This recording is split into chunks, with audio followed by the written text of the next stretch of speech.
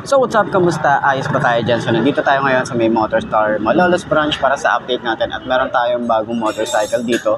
Bagong update para dito sa may Motorstar Easy Ride 150cl Fi. So tara, tingnan na natin, alamin natin yung presyo niya at yung specification nito kung sulit nga ba ngayon 2025. So tara, walk around na natin, ayos na ayos. Old school effects out here. Yo! I'm an addict, addicted to being savage. My life is a little graphic, like HBO making magic. I'm rapping to make that passive money coming from traffic. Doing mental gymnastics, I'm fluid and problematic. You losing if you come at me the wrong way. I've come a long way from sipping on Bombay. It's 1942 now, in this loud mouth, sipping hard in the back of a booth, sold out. I can never get enough. Success is like a drug. The money come in, but then I want more stuff. So I gotta work hard, play harder, gotta work smarter. Time is money, yeah, money is harder, so I'm not giving up. No, I'm not giving in. I was born in this world, I swear, to make a difference. If you need a mentor, I got something for you, kid. Just watch the way I move and try your best to copy it. Like a CEO, I move like an athlete pro. I party like a rock star show. I live every day like my last, never know. I run it like a CEO. I move like an athlete pro. I party like a rock star show. I live every day like my last, never know. I run it like a CEO. I move like an athlete pro. I party like a rock star show. I live every day like my last, never know. I run it like a CEO. I move like an athlete pro. I party like a rock star show. So yun nga ngayon 2025, meron tayong bagong update dito para sa Motorstar Easy Ride 150cl na Fi. So meron tayong combination ng white and black. Ayan. So bago rin yung ating decals compared dun sa mga naunang version. Ito may decals din tayo rito na bago. Dito rin sa front meron tayong bagong decals.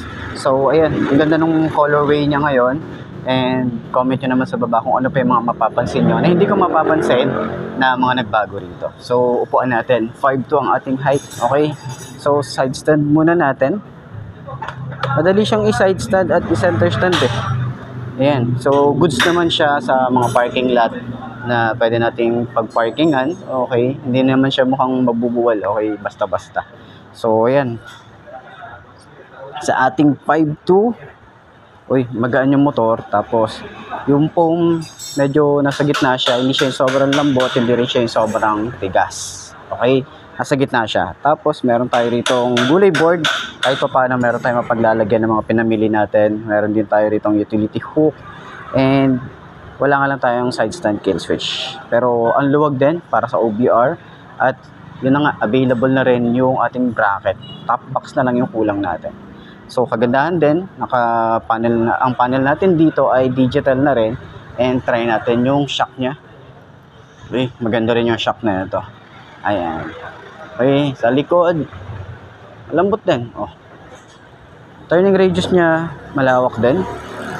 Okay, ayan, malawak din. Tapos kagandahan nga rin pala rito, meron din siyang USB charging port dito. Ayan.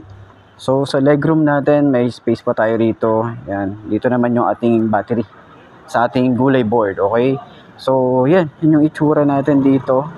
And yung mga updates, yun, meron tayong bagong muka, no, or bagong decals para dito sa may Easy Ride 150cl. Okay, so ayan, sa tingin nyo, sulit na ba ang kanyang looks? And nadaan ka ba, sir? Sino nadaan? So sulit nga ba ang kanyang looks and specification at yung price niya? So comment nyo naman yan. Okay, so center stand natin, sobrang gaan din ito yung center stand. Oh, napaka-effortless lang, 'di ba? Hindi natin kailangan ng sobrang diin na diin. Kayang-kaya.